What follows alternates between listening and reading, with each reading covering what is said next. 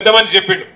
బంగారం అసొంటి పంట తెల్ల బంగారం మన దగ్గర మన దేశంలో మన రాష్ట్రంలో వండుతుంటే ఇలా మోడీ గారు కేంద్ర ప్రభుత్వం బయటికెళ్లి పత్తిని దిగుమతి చేసుకునే ప్రయత్నం చేస్తా ఉన్నది.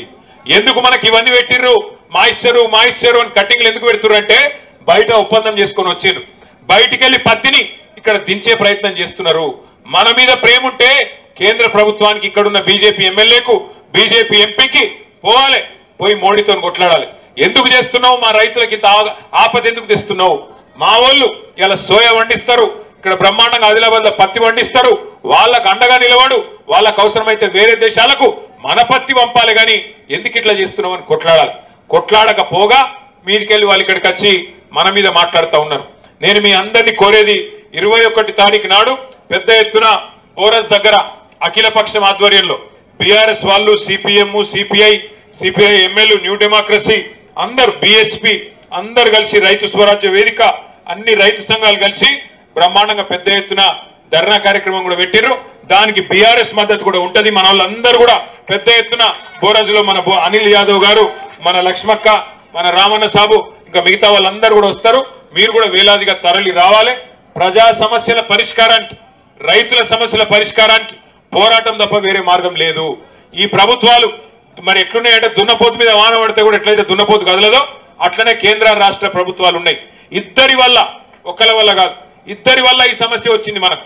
అటు కేంద్ర ప్రభుత్వం దిగుమతి చేసుకుంటా అని చూస్తాను, రాష్ట్ర ప్రభుత్వం ఎలక్షన్లు తప్ప, రాజకీయాలు తప్ప వాళ్ళకి రైతుల గురించి ఫికర్ లేదు. వీళ్ళు అడిగింది లేదు, వాళ్ళు ఇచ్చింది లేదు. యూరియా ఆయన ఇయ్యాలా, ఈయన అడగాల, ఈయన అడగడు, ఆయన ఇయ్యడు. మరి కొనుడు కూడా యూరియా కొనుగోలు చేసి ఆడికి పంపించాలి, వీళ్ళు అడగరు, ఆయన కొనడు. ధర రాదు. బోనస్ ఇస్తా అన్నాడు ఎలక్షన్లకు ముందు, యాదికుందా? సోయాకి ఇస్తా అన్నాడు బోనస్, పత్తికి ఇస్తా అన్నాడు బోనస్, వడ్లకి ఇస్తా అన్నాడు బోనస్. వచ్చినాయా మన ఎవరికన్నా బోనస్? బోనస్ బోగస్ అయింది. రుణమాఫీ రాదు, రైతు బంధు రాదు, కరెంటు కూడా రాదు. ఆఖరికి కష్టపడి పండిస్తే పంట కొనేటోడు కూడా లేడు. అందుకే మీరు ఒక్కటే యాది పెట్టుకొని, కడుపులో రైతు మీద ప్రేమ ఉండి, గుండెల నిండా రైతు అనే ఒక అభిమానం ఉన్నోడే నాయకుడైతేనే రాష్ట్రం బాగుంటుంది తప్ప ఇసంటోళ్లతో కాదు. కానీ వీళ్ళ మెడలు వంచాలంటే తప్పకుండా మనం కదలాలే. 7 క్వింటాళ్లు అనే తప్పుడు విధానాన్ని మార్చుకొని 13 క్వింటాళ్లు ఖచ్చితంగా కొనుగోలు చేయాలనేది మనందరి డిమాండ్. దాంతో పాటు మన హెడ్ ఆఫ్ దీపక్ ఎవరింట్లోనైతే, అట్లాగే కుమ్మరి సురేష్, వీళ్ళిద్దరిది కూడా కొంత పత్తి పాపం ఇంట్లో పెట్టుకుంటే 56 క్వింటాళ్ల పత్తి కాలిపోయింది. వాళ్ళకు పార్టీ తరఫున కొంత సాయం తప్పకుండా చేస్తాం. రేపో ఎల్లుండో రామన్న గారి చేతుల మీదుగా, అనిల్ జాదవ్ గారి చేతుల మీదుగా వారికి సాయాన్ని కూడా మన పార్టీ తరఫున కొంత అందజేద్దామని చెప్పి కూడా నేను తెలియజేస్తా ఉన్నా.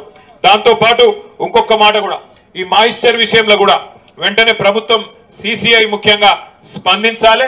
20 నుంచి 22% ఉన్న బరాబర్ కొనాలి. గతంలో ఎట్లయితే కేసీఆర్ ప్రభుత్వం ఉన్నప్పుడు కొనిపించినమో అదే పద్ధతిలో కొనాలని చెప్పి కూడా మనం డిమాండ్ చేస్తా ఉన్నాం.